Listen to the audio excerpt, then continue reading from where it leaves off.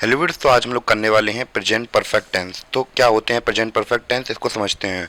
तो ऐसे टेंस जो हाल ही में रिसेंटली ही हम लोगों ने ख़त्म किए होते हैं, तो वो हमारे होते हैं प्रेजेंट परफेक्ट टेंस।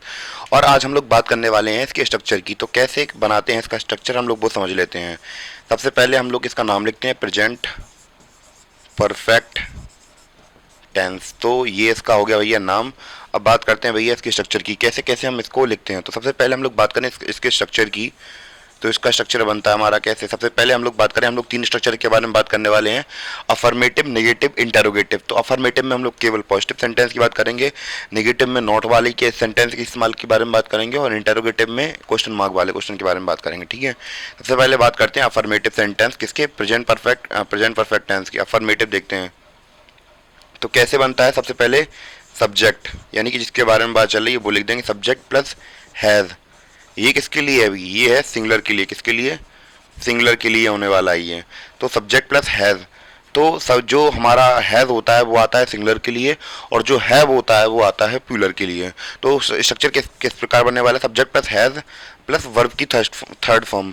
तो भैया अगर किसी को भी वर्ब की थर्ड फॉर्म में प्रॉब्लम हो तो बस इतना इंटरनेट पर सर्च कर देना, verbs by Indo French IAS. तो भैया आपके सामने वर्ब की थर्ड फॉर्म सेकंड फॉर्म कैसे बनाई जाती हैं, तो बिल्कुल डिटेल से कॉन्सेप्ट पूरे क्लियर होकर सामने एक वीडियो आ जाएगा, देख लीजिएगा, सारे सारे कॉन्सेप्ट क्लियर हो जाएंगे। तो सबसे पहले subject plus has plus verb की थर्ड फॉर्म प्लस ऑब्जेक्ट, कुछ नहीं, बस भाई सिंपली बस इतना ही है और कुछ नहीं है होने वाला है प्रेजेंट परफेक्ट में। ठीक है, इसके बाद बात करते हैं भैया नेगेटिव के बारे में। तो अफर्मेटिव के बारे में बात कर ली, नेगेटिव में और कुछ नहीं होने वाला है। नेगेटिव में हम सिंपली बात करने वाले हैं नेगेटिव सेंटेंस की, और इसका स्ट्रक्चर कुछ इस प्रकार बनेगा, जैसे कि हम लोग बात करें क्या बनेगा, सब्जेक्ट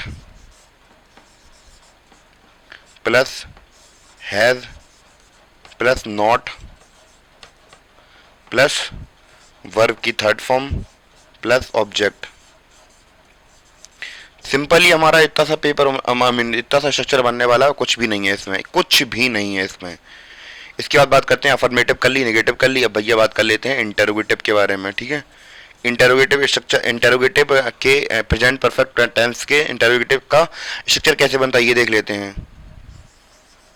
तो कैसे बनने वाला है, सब्जेक्ट प्लस, सॉरी मैंने इंटरोगेटिव के बारे में बात की थी। तो भैया इंटरोगेटिव में सबसे पहले हम लोगों ने पहली बात कर ली है कि हमारी क्या आती है, सबसे पहले आती है हमारी हेल्पिंग वर्ब। तो हेल्पिंग वर्ब क्या है, यहाँ पे हैज़ है, तो यहाँ पे हैज़ लगा दीजिए, हैज़ प्लस सब्जेक्ट, नॉट लगाना नहीं है, वर्ब की थर्ड फॉर्म प्लस ऑब्जेक्ट।